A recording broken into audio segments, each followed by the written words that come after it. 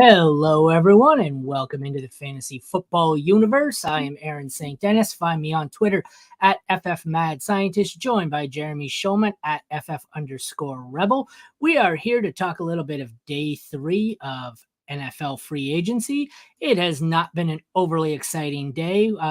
We actually have to dip back into last night. That's where we're going to start with Deontay. Deontay was what, 7, 8 o'clock last night? So after you and Jesse were on the air, we had a few trickle in, and we'll start there. I guess that's what we'll talk about first. Diontae Johnson traded from Pittsburgh to Carolina for Dante Jackson and a pick swap. What are your thoughts here on Diontae? It's got to help his value, right? There's nobody else in Carolina. It certainly helps Bryce Young, you would think, but thoughts? Yeah, I mean, well, my first thought is like Joe Mixon getting dealt for a seventh, and now Deontay with the pick swap of a seventh. It's just depressing that like we have these still relevant, like good players being swapped for pretty much nothing. It just shows you the state of the NFL and the level of talent, which is a good thing. There's a lot more parity in the league, but at the same time, it's depressing to see a guy like Diontae Johnson, who's still very good wide receiver, can get open, like you said, can help support Bryce Young and what they're trying to do over there in Carolina on offense. And the NFL doesn't value them nearly as much as it seems like they should. I get not wanting to cough up anything for a 27-year-old running back, but a 27-year-old receiver is peculiar to me. I would have thought he'd have a little more value than that. Let me zoom in a bit here. I don't know. Yeah.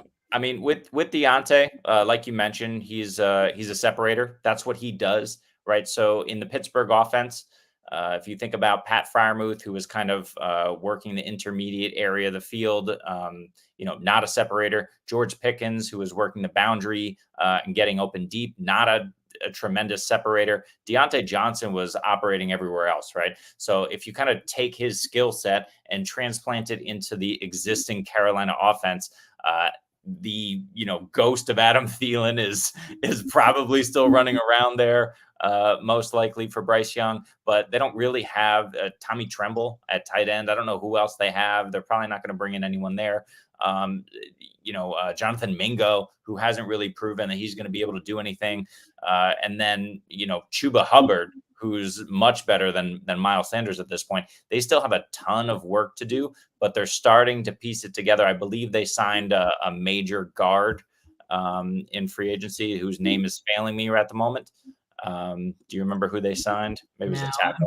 I can find it, but I'm just taking a look. Damian Lewis, a guard from Seattle, right? So they signed him for 4 years, 53 mil. So they're really starting to put some of those, and Lewis is only 27 years old. So they're starting to put some of these pieces together who can be there for the long haul. So I love this move for the team. For Deontay, I agree with you. It's a lateral move, but nothing that's going to diminish his fantasy value for me. It might even rise a little bit. I think almost everyone involved is a winner value-wise. It helps Pickens. It helps Freiermuth. It helps the running backs in Pittsburgh. It helps Deontay. It helps Bryce Young. Like, you could say it might hurt Jonathan Mingo because it means he's probably not a thing, but he wasn't really a thing. Yeah. I don't think I would argue that it would. 49ers release Eric Armstead. Oh, okay, that's just official. Sorry. I don't think it impacts Adam Thielen. Like, at this point, I think he could use the help. The only person besides Mingo who I could see it negatively impacting is Russell Wilson, but like, it's one less pass catcher for Russ. That can't be great. Yeah, I mean, there's two things that are most likely to happen as a result of this move. And I think it's that, number one, Pittsburgh absolutely has to go after a wide receiver, and it's most likely going to come in the draft. In the second round, like it does every year? Yeah, I think so. We know that Pittsburgh has a pretty decent history over the long haul of drafting wide receivers and having them hit, right? So here's just another example of that being the most likely scenario. We need to get Russell Wilson pass catchers. They have the run game, right? There were a ton of jokes going around that, well, Arthur Smith now has his one wide receiver offense again. listen, nobody's that dumb. I don't want to put it past Arthur Smith, and we hate him for fantasy, but the guy does win, and we know they have two capable running backs back there. But Calvin Austin isn't the guy, right? Like the one of the biggest transactions that happened as a result of this Deontay Johnson trade in fantasy leagues, that Calvin Austin is being picked up anywhere. That's not the solution.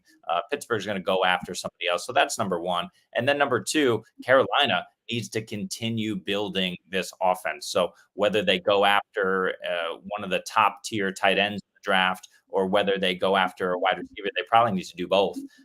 And I would prefer to see the Carolina team build around Bryce Young.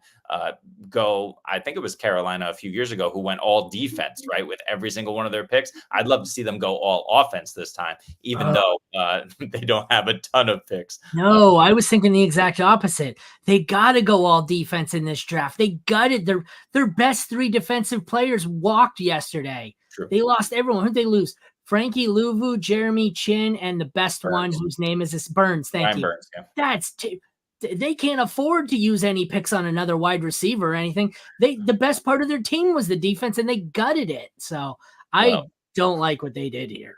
As you can see, they signed Amir Smith-Marset back, thank goodness, on a 1-year deal. Oh boy, on that list there. So they'll be fine. They'll be fine. Let's move on to Patrick Mahomes, who wasn't a free agent signing, but he converted some money to signing bonus to clear up $21.5 million of cap. Oh, who's the name who's escaping me, who's rumored to be looking towards Kansas City? It was all over Twitter, and I can't remember. What wide receiver? There's two names. There's Hollywood Brown, and there's Mike Williams, who was just released. So those are the two big rumors right now. Oh, I would very much prefer Hollywood to Mike Williams there, wouldn't you? Yeah, 100%. But the interesting thing is we know that Patrick Mahomes, if he's developed a rapport with you, he doesn't have any issue throwing up the YOLO ball. You'd prefer to see those YOLO balls go to Hollywood because he's younger, because he's faster, and has the ability to likely get behind the defense, and Mahomes to utilize that big arm. But with Mike Williams, I mean, if the guy could just stay healthy and stop like jumping 15 feet in the air and landing on his hip all the damn time, he would actually be a very, very productive NFL wide receiver. Problem is, I just don't, he's not going to change his game. Hollywood Brown would be a much better fit there, I think, especially to take some of the pressure off of an aging Kelsey. I like that if they go Hollywood. I have two receivers that they could get dirt cheap and pray that Mahomes can turn him back into something. And you're going to think I'm crazy, but I love the fit on both.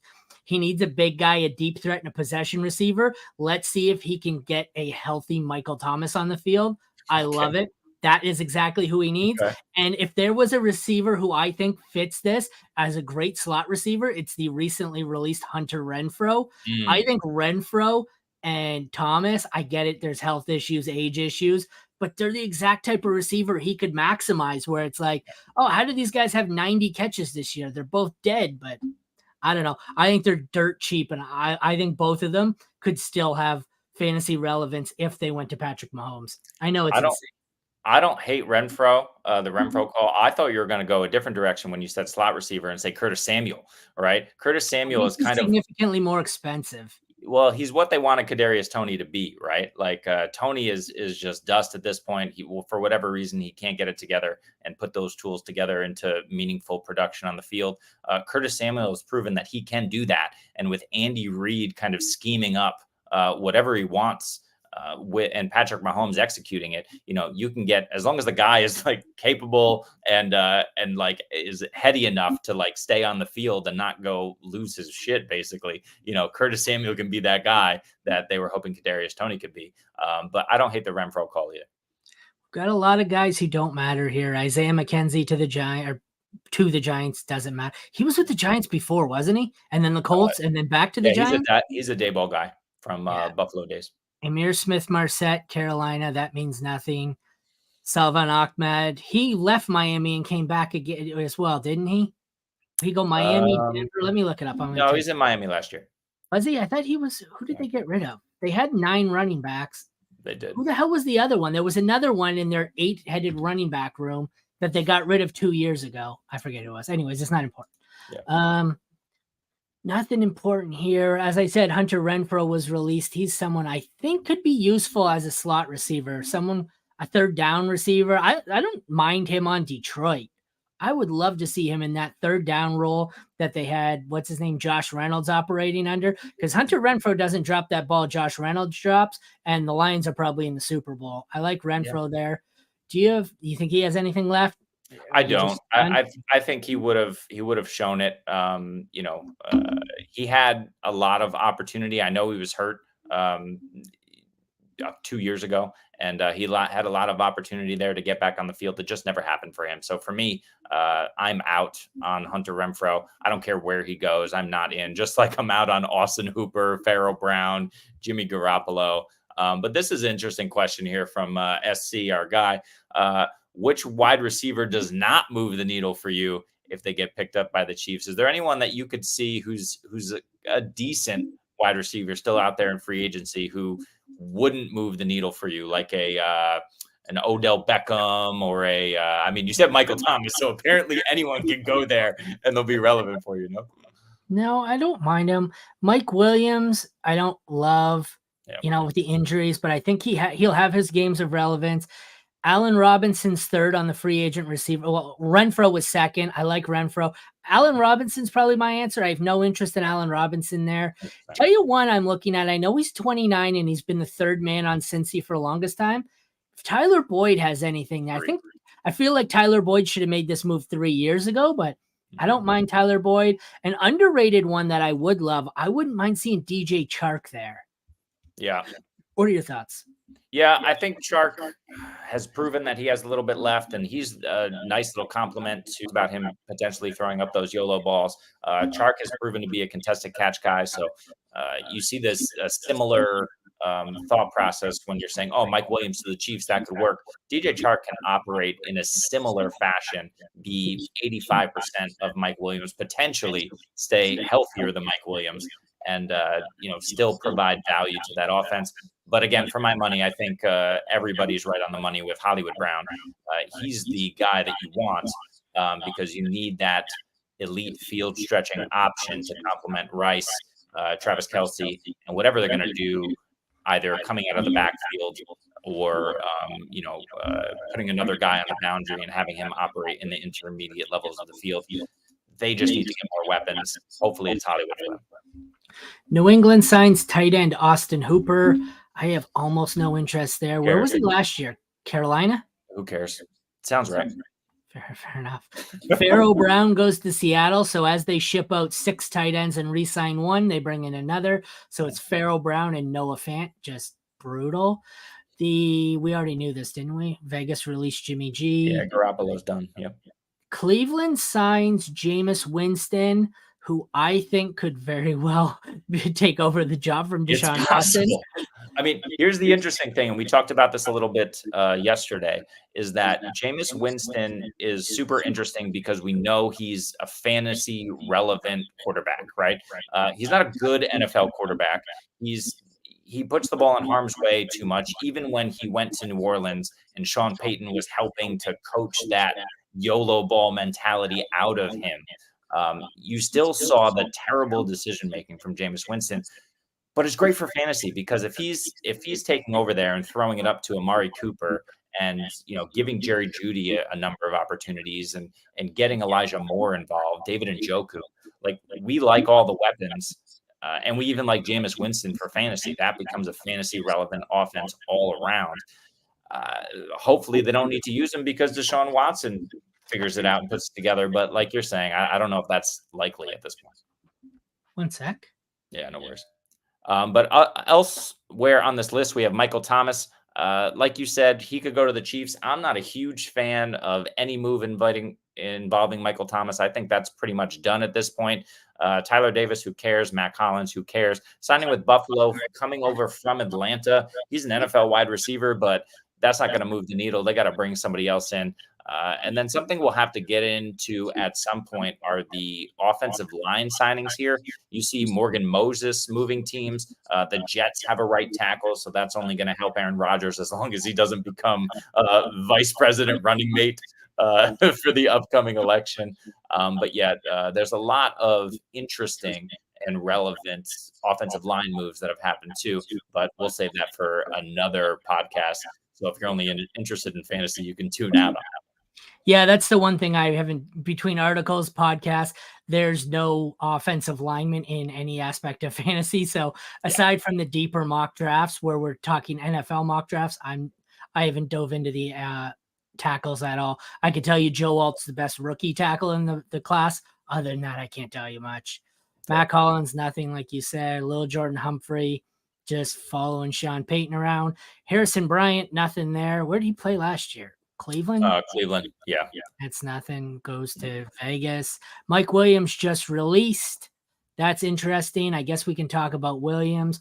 Where would you like to see Williams land? And where do you think he will land? And don't say the IR. On his hip, hard.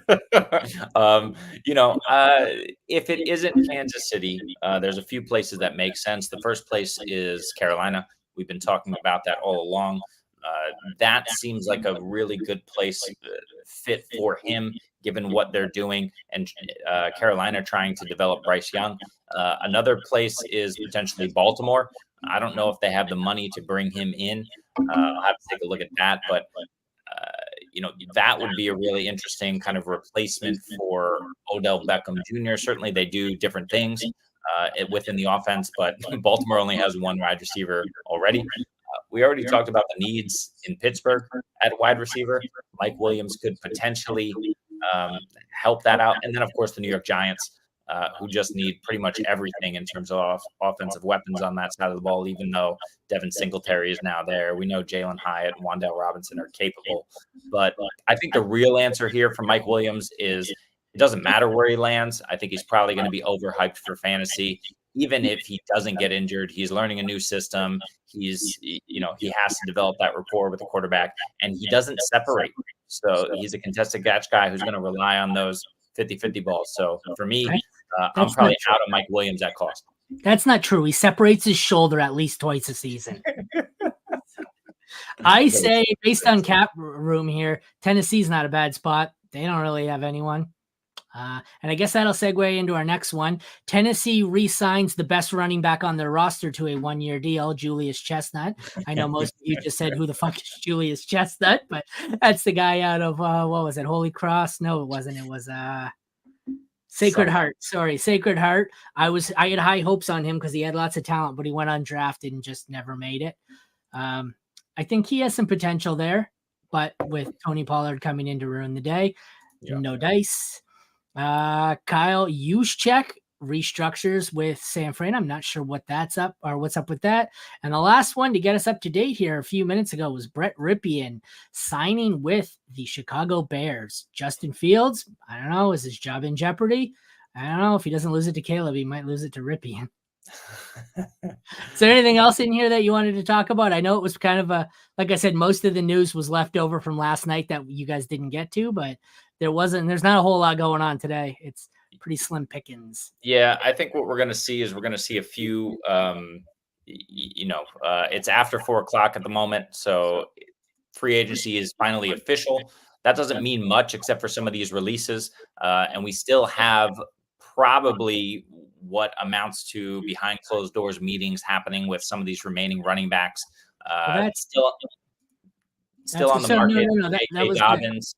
AJ Dillon, those are probably Alexander Madison, Clyde Edwards-Helaire. There's at least names that NFL teams are going to be interested in bringing in.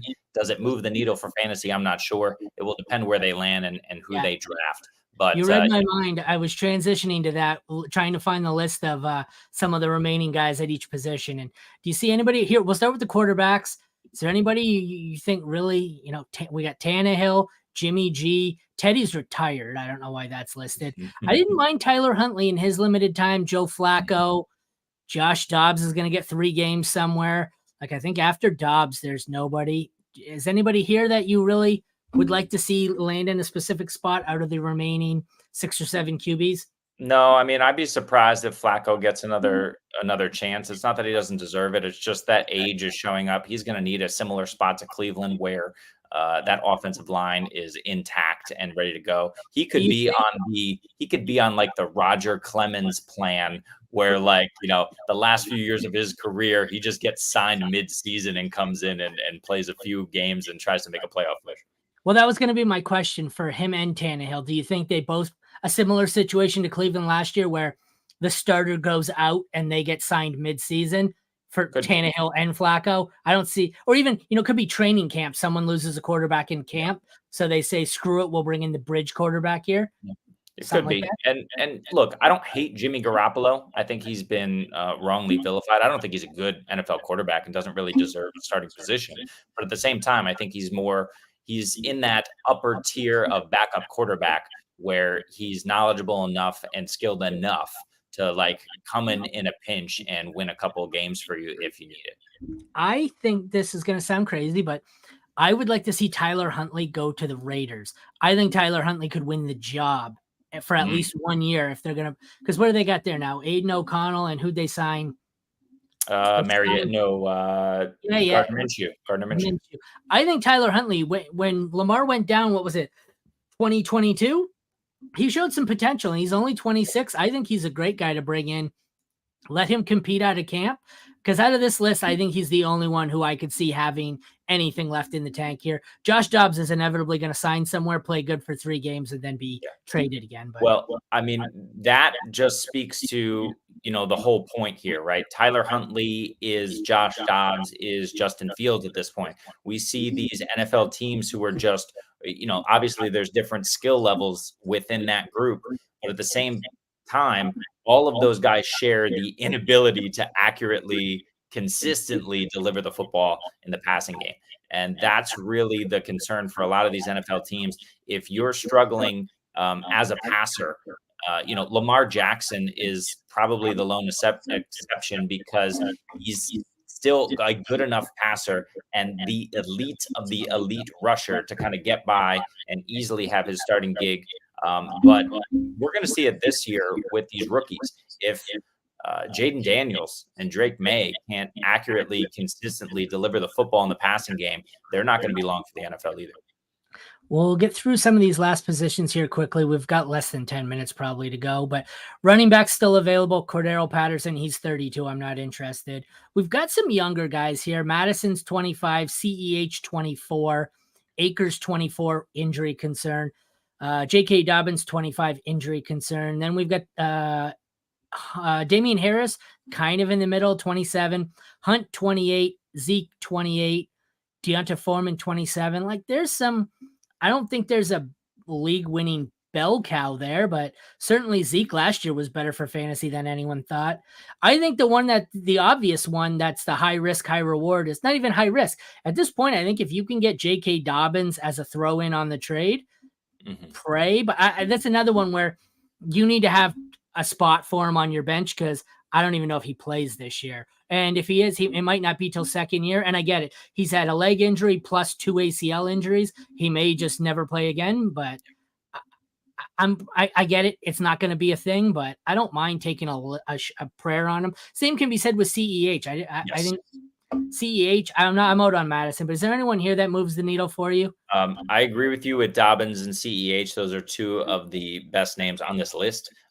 Dobbins, you're just hoping for a turnaround and health because he's proven he can do it. CEH, you're just kind of banking on that draft capital and the fact that, look, maybe he never should have been taken as a first rounder.